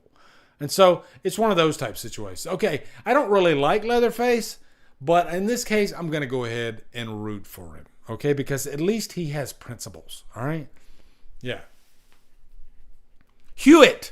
Well, now, let me think, though, because doesn't the Texas Chainsaw Massacre get the last names kind of mixed up in some of the movies? Like, it's kind of weird. Carsons. Maybe that's what it is, Dave. Maybe it's the Carsons. I know they do get the names kind of mixed up, but you don't really care because it's Texas and, Texas Chainsaw. But I'll even say this right now, too. The newest Texas Chainsaw Massacre that you can't get on freaking Blu-ray right now, that's a guilty pleasure, too. That's a lot of people hated that one. And I loved it. I loved it. Oh, my God. The kills were so great. You don't like when freaking... I'm sorry. I'm going to spoil this. All right. When the final girl, she makes it out of there. And then as they're driving off, Leatherface takes her head and freaking saws it off with a chainsaw. And that's like the last thing you see in the movie. You don't like that? Are you kidding me? If you don't like that, then you don't like Texas Chainsaw Massacre. That's just all there is to it, Maybe it's the newer generation. Those type characters, maybe people don't like them, but I don't know. But, yeah. Try anything and you're canceled, bruh. That's great because that's literally poking fun at cancel culture. But people kind of took it for the other way, which I loved it. I mean, that's a great joke on cancel culture. Those idiots, It's like, it's pretty much all of Twitter was on that bus, and Leatherface was kind of like right there on the other side of it, looking at Twitter. And Twitter was like, try anything and you're canceled, bro. And Leatherface was like, yeah, I'm going to kill everyone. And that scene's bloody as hell, too. It's great. He's like freaking got the girl like going over the window, outside the window. And just buckets of blood. Buckets of blood. Yeah. Guys, as you can tell, if you give me buckets of blood, that's a really, really good start for me, okay? You've already got me halfway there if you give me good kills. I'm a kills guy. I love freaking kills in a movie. And, give me those kills. Don't cut away. And, yeah. And maybe that's what it was with Founders Day, too. Founders Day does have some fun kills in it. And maybe I'm just simple-minded with that stuff. And that gets me there. And it does. So, yeah. All right. Next one. Now, this one might be a little like... I guarantee there's going to be some of you that don't really care for this one, all right? But I've always liked it. I've always liked this one for some reason. And you know what? This one doesn't have much blood in it, but it has great tension, to make up for that. Because, the original Halloween, my all-time favorite movie, doesn't really have that much blood in it. But it's a masterwork in freaking tension and direction. And I think this one is actually quite underrated. And you almost get embarrassed to say you like it. Because a lot of people do not like this one. But, yes, Nighttime. When a Stranger Calls, the remake. They took what I think people liked about the original so much, that first 20 minutes. Because I love the first movie, but they veer away after the first 20 minutes, when the guy's calling from in the house. That first 20 minutes is so suspenseful. Like probably some of the best suspense in horror movies of that time. And this movie says, hey, let's take that 20 minutes of the original and let's just kind of make a whole movie around that. And it works really well. You know, and I will say, I do have a soft spot for this movie because this was my daughter's first horror movie. And I remember watching it with her and she just loved it. She really had a great time with it. So I think this is a good gateway horror movie too that does have some genuine chills in it. I wouldn't say scares, but you can feel the tension.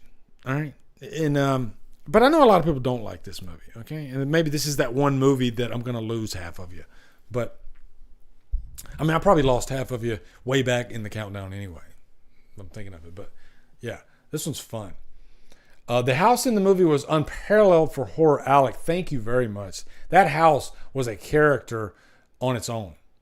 And I like when, you know, the production, they go that one step further and they, you know, be it a location, be it a house, be it a car, be it anything, but add some character to an object, you know? And there's so many movies like The Lighthouse in the Fog, right? There's so many movies, The Fog itself, that just really it lifts the movie up. It props it up, right? And I love that stuff. And I guess that's a lesson for all the young filmmakers that are doing like fan films and just low budget type stuff. I think you can make a good movie on a low budget if you utilize those elements that are free, pretty much. You know, like a location. They call it production value, free production value. If you find an irresistible location, or if you find like weather, like if you can shoot something in the rain and, you know, at night and you have the proper lighting for it, that's half the battle almost, right? That's why when we watch horror movies, low budget horror movies, that's why the daylight scenes is where it's really evident how cheap the budget is. Because I think in like higher budgeted movies, there's more depth in daylight scenes. But it's like those lower budget movies, those independent films, they get away with it once you get to the night scenes, because automatically night scenes add depth, you know, because then you have shadows that you can play with. You can manipulate your lighting, your shadows with your lighting. And so I think that's why a lot of young, independent filmmakers, if they can, they try to shoot most of their stuff at night because it just gives them much more depth of frame, right? Whereas the daylight scenes, it's a little bit harder to manipulate. So yeah. All right, and then the last one, but not least, is Savage Freaking Streets. Jesus. And a lot of you probably have never seen this movie. I saw it for the first time a few years ago. I bought the Blu-ray for it. I'm trying to look and see if I see the Blu-ray anywhere. It's probably buried somewhere in there. I do have my Blu-rays like categorized by genre, but let me look and see if it's over here. Hold on.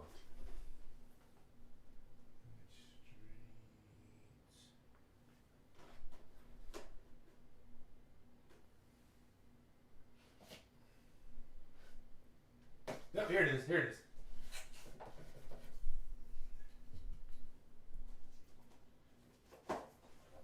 Yeah, I'm gonna give you a bonus too. All right, I'm gonna give you a bonus, but because I like deep cuts, I like giving you guys deep cuts. But if you can find that freaking Blu-ray, it is gorgeous. It is gorgeous, and it's one of those like Shout Factory where they have like the original and the updated cover art, slip cover. Oh my God, this thing is gorgeous.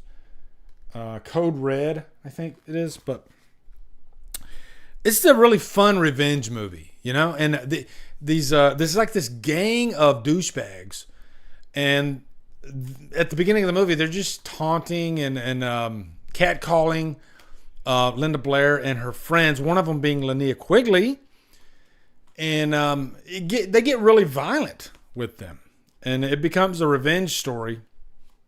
And Linda Blair kicks so much ass in this movie, and you can tell she really enjoyed doing this movie.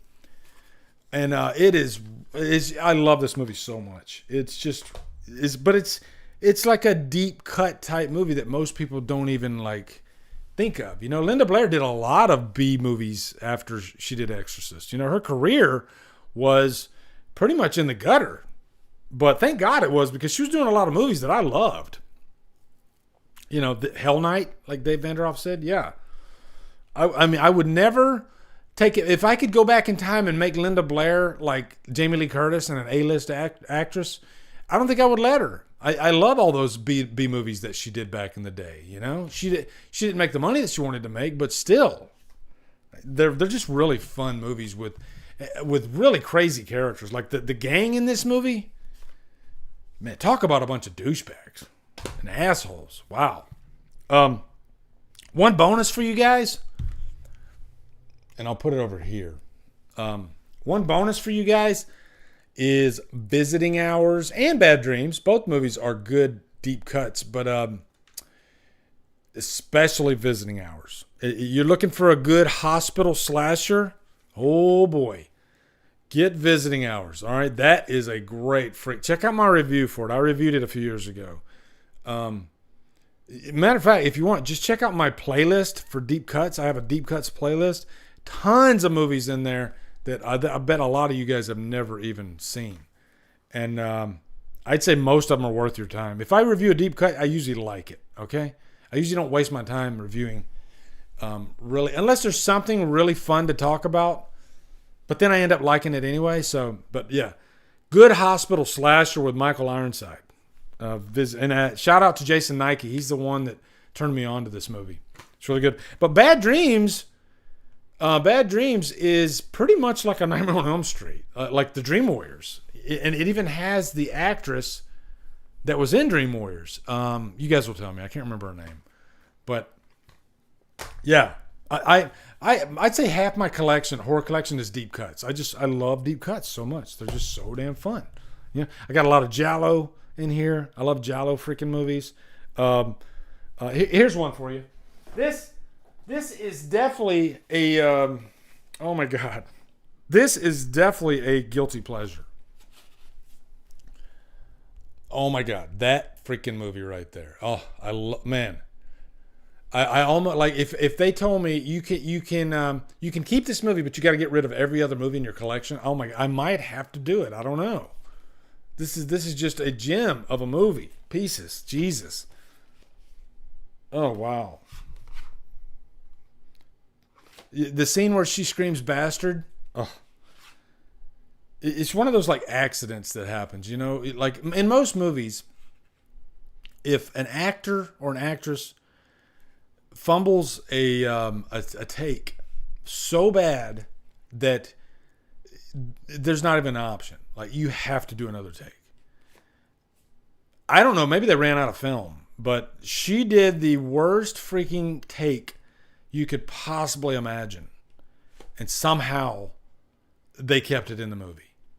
And the movie plays it serious. That's what makes it great. It plays it. If it knew what it was doing and it was actually being silly, tongue-in-cheek, then it wouldn't work. But because they play it serious the whole way through, this is serious business. That's the way this movie treats itself. Oh my God, it's a treat. You cannot stop freaking laughing at this movie and enjoying. And it's got crazy freaking kills. Crazy bloody kills. It's pretty much a Giallo movie, although I think it was shot in Spain. But Giallo movies are known for excess kills, excess nudity, sex scenes. I mean, just everything, just excess. And that's what Pieces is. Blood flying at the screen, right? Yeah. Pieces. Jesus. There was one other that I was wanting to show you guys. Yeah. I'm going to bookend the stream with Arrow releases, all right? We started the stream with this Arrow release, right? And that's not a guilty pleasure. That's a great movie, but... And then we're going to bookend it with this Arrow release right here, okay? Boom. There you go. That is one of my all-time favorite slashers. It's a giallo technically, but Sergio Martino directed it, and oh my God, this is so great. Hi Sarah, how are you doing? Thank you, Jesse, appreciate it. You're the bee's knees. Hello to Sarah. Yeah, Sarah. Who sings that? Sarah. Storms are blue. Was he something in your eyes? Yeah, it's Jefferson. Is it Jefferson Starship? Yeah. This is literally like one of my all-time favorite slasher movies. Torso. I mean, it doesn't get any better than that, guys. It's all downhill from there. Okay. It's like I'd say, what is the perfect giallo? Deep Red is really the answer, but it's really Torso. Okay, Torso. There's like Sergio Martino. He's right up there with Argento for me. I love the guy to death. He did Strange Vice of Mrs. Ward and a couple other movies, and Torso. Jeez, he's done a lot of movies actually, but I fell in love with the guy after watching this movie, Torso. Wow, what a freaking movie, Jesus! And it's one of those movies that's got like weird character decisions in it that, like, why did that happen? You know, but it does, and it's great. You love it. So, guys, this was a really fun stream. Man, I had a really good time hanging out with you. I didn't have much going on tonight. I figured I'd come hang out with my subscribers, my viewers. I love hanging out with you guys, talking guilty pleasures. Really fun talking. Guys, did I name off any movies that you're like interested in watching now? Please tell me I did.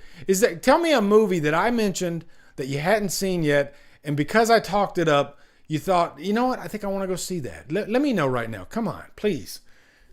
Otherwise, it's pointless what I'm doing. It's pointless. You know, I like to spread the love. You know, Dave Vanderhoff, I got to give you credit because, I mean, he turned me on to, I think it's Hell High. Is that what it is? That is a great freaking guilty pleasure. That was a fun-ass movie. Hell High. Loved it.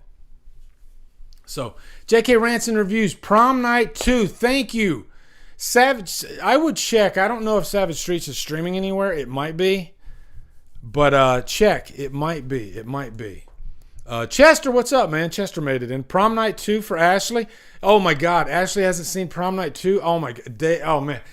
Ashley is in for a treat. I cannot wait for her to watch it. I kind of can't not see Prom Night 2 now. Good thing I got time free this weekend. Yeah, Prom Night 2 is so fun. No fucking wings? That's an inside joke. I love that. I love that. There's so many funny lines in that movie. Oh, it's so good. Torso, Polly, oh my God, you're going to love Torso. That is a great freaking movie. Crazy slasher. And if I could say Tenebrae. If some of you haven't seen Tenebrae, that's probably one of the greatest giallo movies ever created. Giallo movies are known for their whodunits, the twist endings. But I will say this. Most giallo movies, after like T-minus 10 minutes after I watch the movie, I forget who the killer was. Even though I love the movie, maybe it's the language barrier, I don't know. But Tenebrae is the exception. The reveal in Tenebrae, it is so freaking shocking the way it is presented and over the top in the best way that you are like you're shouting at the mountaintop after you watch. You're like, thank you for that gift of a movie and how insane it gets at the end. That reveal in Tenebrae is one of my all-time favorite reveals in a whodunit. And it's not even necessarily that it was a huge surprise on who the killer was, although I think it's a surprise. It's the way it's presented, right? That's the big thing. It's the way it's presented. Because there's 10 different ways you can present a twist ending, and you could do it the wrong way. It could be surprising, but the way it was, the way it unfolded, it really just didn't work for you. It's all about the direction and how it's handled. Tenebrae does it the best way imaginable. Lee, please check out Halloween Stalk 2 teaser. I will check it out. Jesse. Thank you. All right. Anyway, guys, my voice is going. So I had such a blast hanging out with you guys tonight. Love you guys to death. Take care of each other. And I hope you guys all have a wonderful, wonderful weekend. All right. Love you guys to death.